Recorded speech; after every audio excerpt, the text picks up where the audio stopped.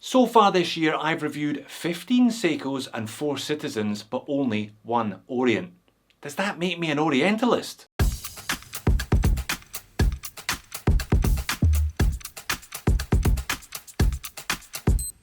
Hello and welcome to Just One More Watch. It gets worse. I looked through my entire back catalogue, 700 plus videos, and I could only find 7 Orients that I have reviewed.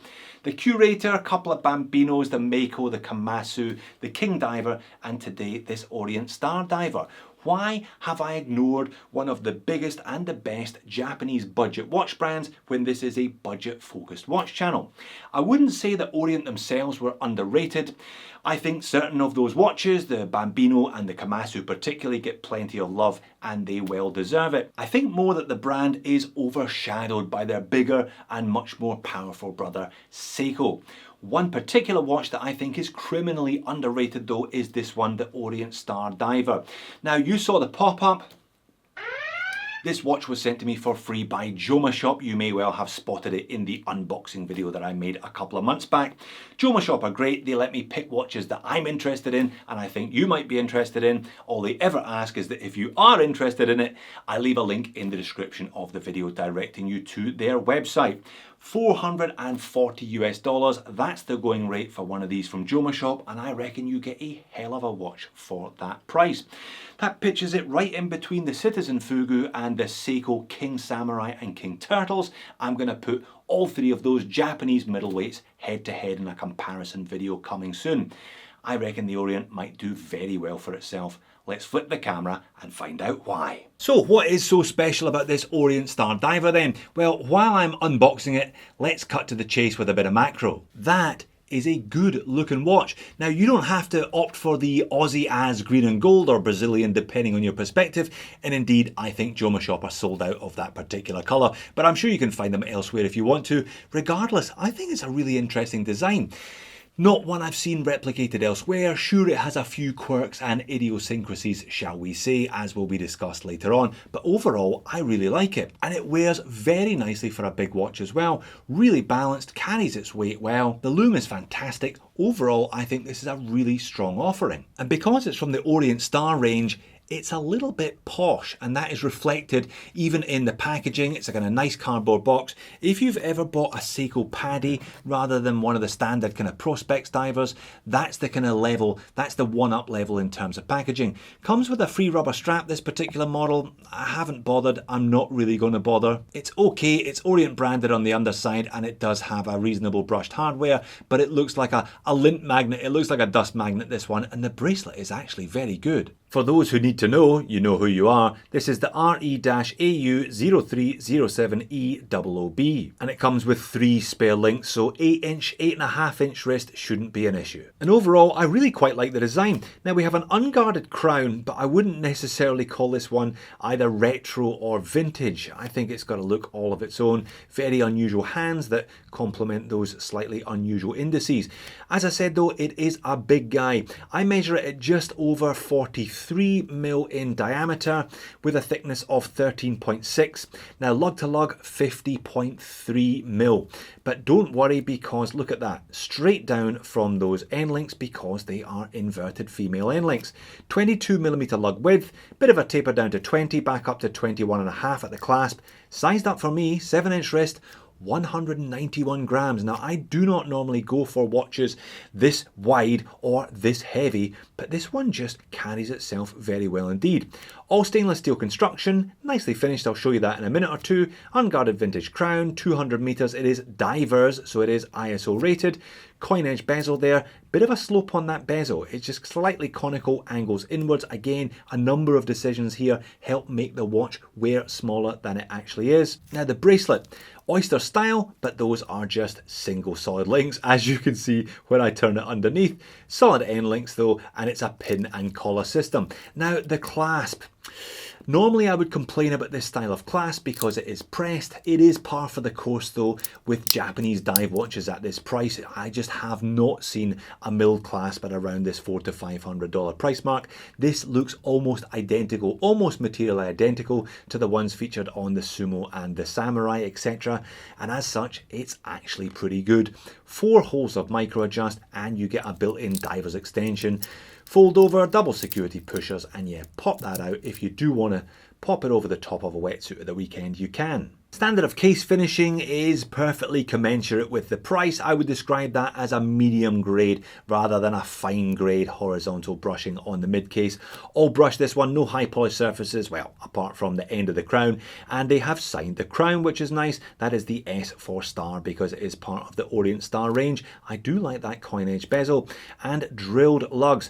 Rubber straps applied, I wouldn't bother with that, but I reckon this one could take a NATO because it's not actually that thick when you get it on wrist. That is a flat sapphire crystal covering the dial with a nice amount of anti-reflective undercoating, as you'll see when I get it outside in a minute or two. And the standard of finishing on the bracelet again is perfectly reasonable, if not outstanding for the money. Simple links as discussed, but those female end links make a big difference to the way this watch wears. Now the case back, much like the case finishing and the standard of finishing on the bracelet, is reasonable if not outstanding. I do like the embossed kind of bead blasted Orient star logo in the center, and some of that printing is rather important, including diverse 200 meters, as discussed, ISO certified, made in Japan as opposed to Malaysia or somewhere else, and Epson, reminding you that you have bought a product from part of the Epson group of companies. Now behind that case back is an Orient in-house F6N47, a movement that I don't know all that much about. So I'm going to let this one speak for itself. That is a nice time graph reading, is it not? Very healthy amplitude, minimal beat error,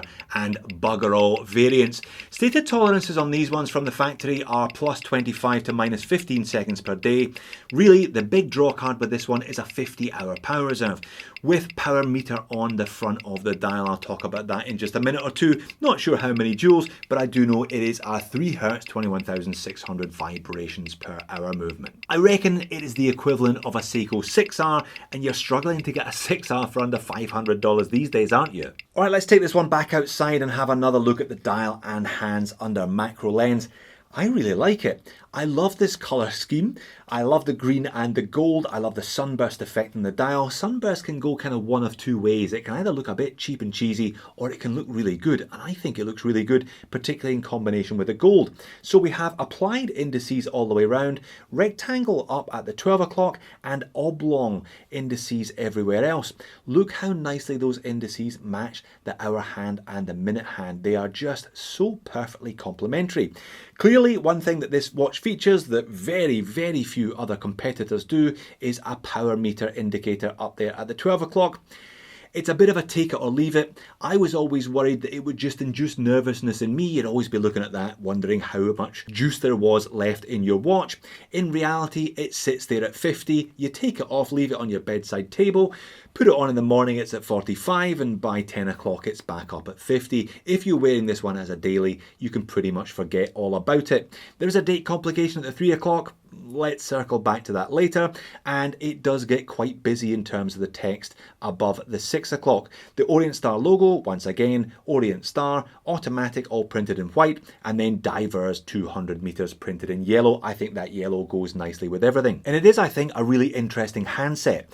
Quite large counterbalances, and they're kind of rounded off. Reminds me of a pair of safety scissors, if that's not too bizarre. Semi-skeletonized as well. The hour hand has a skeletonized counterbalance, whereas the minute hand has a solid counterbalance. Like the indices, the hour, the minute hand are in a nice brushed gold finish, as is the second hand with lollipop. The dial, the hands, the indices, all nicely colour matched to the aluminium bezel insert as well. You notice there, the triangle up at 12 is recessed. It does look a little bit out of place, but the lume on this watch is fantastic. I mean, it really is. I will be featuring this Orient in an episode of Lume Wars very soon, I promise you. Very bright, vibrant green. I'm not quite sure what Lume Orient use. I don't think it's Lume Bright because it certainly outperforms Lume Bright, helped by those applied indices. Now when I turn up the speed, it begins to fade. No, it doesn't begin to fade. This is still going very, very strong at the end of my 20-minute test period, which I always say is like 4 to 5 hours equivalent of the human eye. Very impressive. and it wears very, very well. Normally this size of watch, 43mm in diameter and coming in close to 200 grams at 190, is a bit too big for me. It's outside of my comfort zone, but I've been wearing this one, no problems at all, very comfortably. There are a number of design elements I think that help with it, that contribute to its comfort factor. The crown, perhaps a little bit small for this size of watch, but it's nice and smooth and it doesn't dig into the back of your hand. Inverted mid-links of the end links mean 50.5mm lug to lug, no problems at all, because it tapers very nicely to the wrist.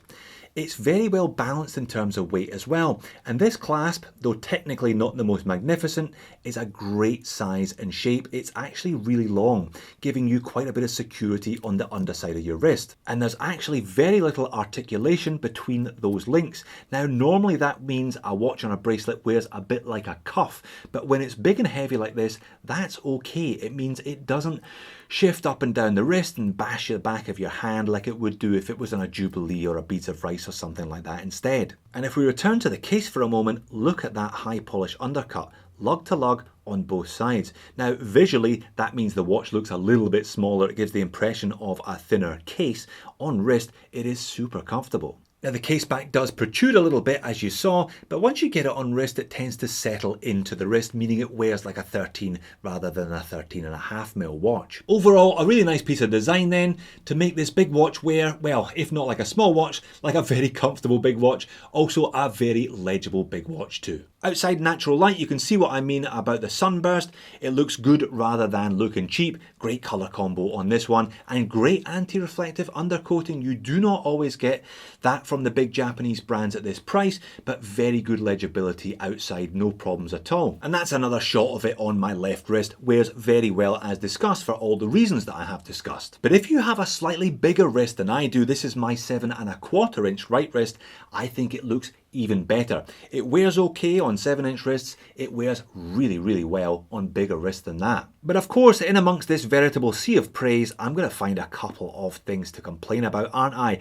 Now, I haven't shown you the bezel action, which means it's not all that amazing. 120 click unidirectional. Ooh, it just doesn't sound or feel as solid as the rest of the watch. It does just about line up though. There's a little bit of backplay, but yeah, just not as solid as everything else. And then there's the date complication. That looks very much like a Friday afternoon at 4:30 job.